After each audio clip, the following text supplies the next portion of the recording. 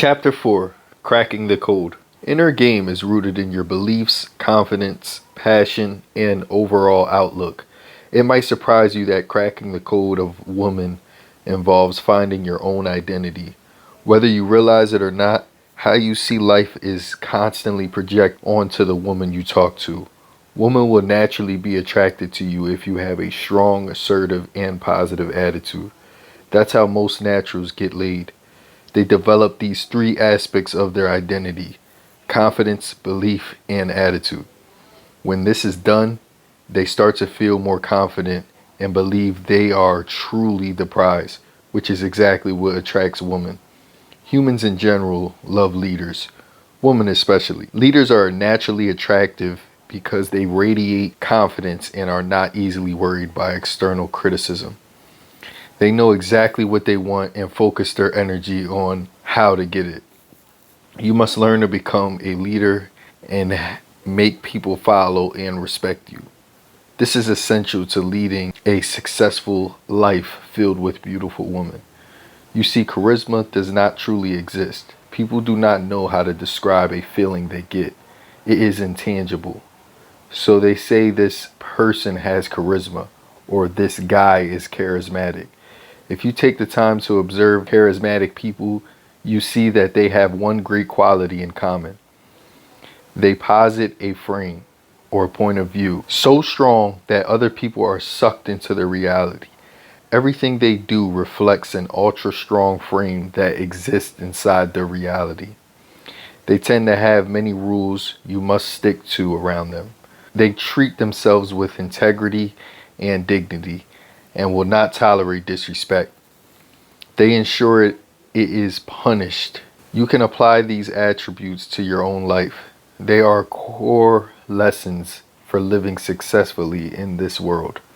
Take respect as an example. How do you ensure that the people around you respect you and what you do for a living? Firstly, start to respect yourself too. When you respect yourself completely, other people will also respect you. If you don't respect yourself, why should anyone else? If you treat yourself like shit, trust me, other people will do the same because you tell the world that shit is exactly what you are. Next, you should develop a set of unwavering rules that define what people can and cannot do to you or around you. You must punish any negative behavior that impedes your integrity. Tell them you disapprove and clarify that they cannot behave like that if they want to be in your circle. Kick their asses for it. Make them know they did something that you do not condone or tolerate. If people treat you like shit and you let them get away with it, they will do it repeatedly. Other people see this and learn to disrespect you also. Make personal boundaries for yourself and clarify to the people around you that these boundaries must always be respected. We are social pack animals, so that we will accept the strongest frame. For example, if my girlfriend flakes on me, I will be pissed off, as I should be, but I will never act pissed off or angry. I will calmly state that I don't respect what she did and should not reoccur. Whatever she does that I do not like, I tell her she can do it only 3 times. The first time, the last time, and never again. My rules are strict. People enjoy the time they spend with me. In return, I will do everything possible to ensure they are happy. I will teach them and have fun with them. But there are some rules you must follow. Otherwise, you won't see me ever again. I always make options for myself so that you are not my only option. And I can go with someone else if I decide to. For now, if you don't have as many options, make it look like you do. Act as you do. I am going to do everything for my girls. I love them and I will treat them like a queen, but only as long as I think they deserve it. It is funny how when women don't get what they want, they call me a jerk, but always stick around. They may not like your rules, but will respect you if you stick to them.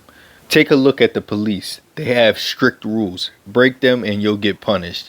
You won't make the same mistake again. I want you to do the same in your own life. Let those around you know what is permitted and what is not. Otherwise, nobody is going to respect you. It's funny, but women will test you occasionally to see if you are still congruent with your frame. I call them shit tests. Rest assured, they are not problematic, as long as you are consistent with your frame. Shit tests are insignificant. They will reinforce that you are the real deal when you pass them. Women will always challenge you, especially at the getting to know you stage. That's just normal behavior. My guy has this cute little dog. The pet knows it is not allowed to sleep on the sofa because he got his ass kicked a few times. And still, months later, he comes near the sofa with his cute little dog look. He glances at the sofa, then at my guy, the sofa, my guy, just waiting for a reaction. He might even put one leg close to the sofa while looking at his owner the whole time. The dog tests his owner to see if he is still congruent with his rule about sleeping on the sofa. Will he allow him to jump on the sofa or scream at him?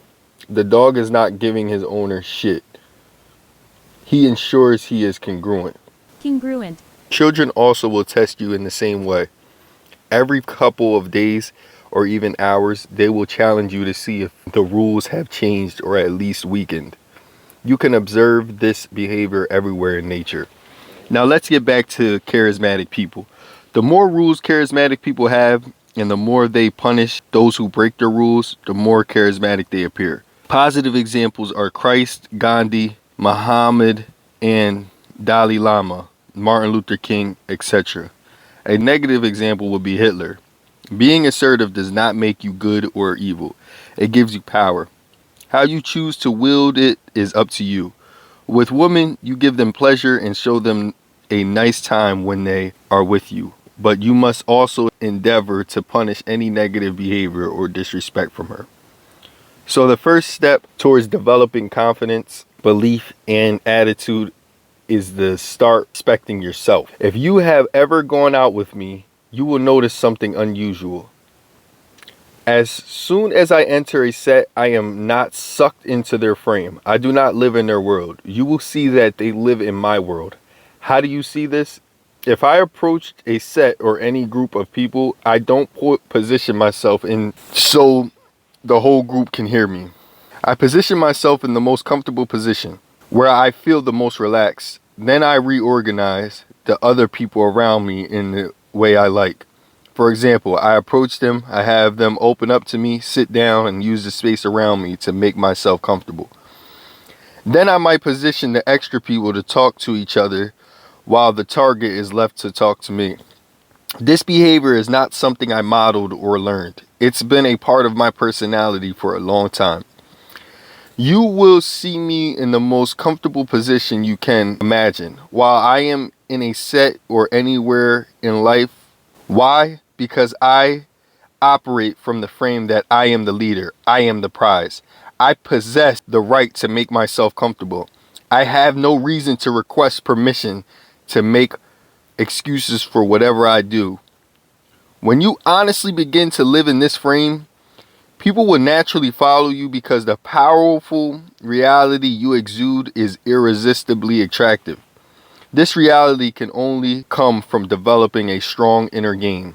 Frames. The concept of frames opines that in any situation, a mental frame dictates reality.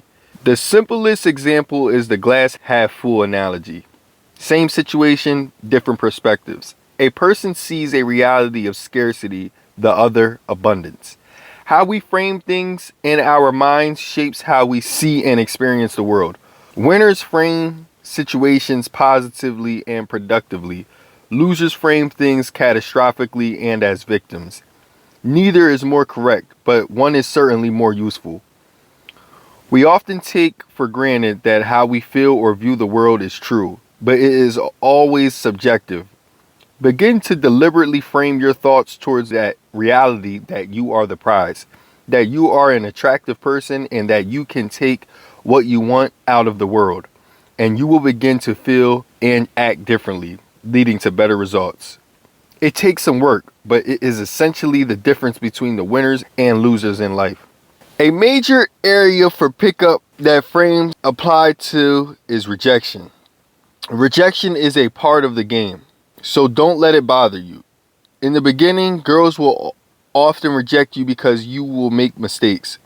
Just like playing any sport, you must fail first to get better. Don't let this discourage you. You can frame rejection in two ways. You can personalize it and say, there's something wrong with me.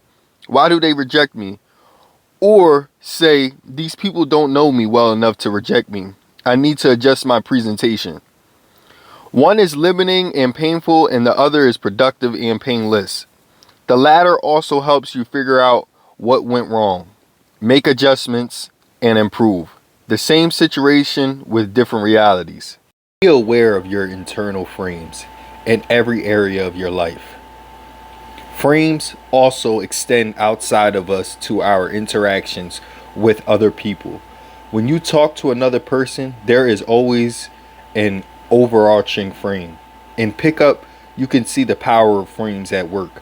When a guy apologetically approaches a girl like a pussy and tries to buy her a drink, the frame he has set is you are better than me, and she will immediately brush you off. When you subconsciously communicate dominant qualities and are non-reactive to her shit tests while being charming and fun, you project the frame. I am a man. I don't need your perspective to prove my masculinity. You would be lucky to be with me. All of this occurs subconsciously on a micro level, controlling the meaning of the interaction. The total of your words, actions, and mannerisms sets your frame. Sometimes frames come into conflict. Whenever that happens, the stronger frame will win. Your frame might be I'm Superman and hers is I'm Wonder Woman. You're not worthy of me. What happens then? A test of wills will determine whose reality is stronger. Whoever has the stronger conviction and is more congruent to their frame will absorb the other person. Either she will submit to your masculinity and begin laughing with you, or you will flinch and she will dismiss you as another lame guy who's not worthy of her attention. Stay consistent with your frames and don't react to ones you don't like. The people with the most magnetic personalities are the ones who suck others into their frames. Choose the right ones and stay true to them because you choose the reality you are experiencing. Practice. When you are in situations where you feel nervous or insecure, stop and think of the frame you are operating in.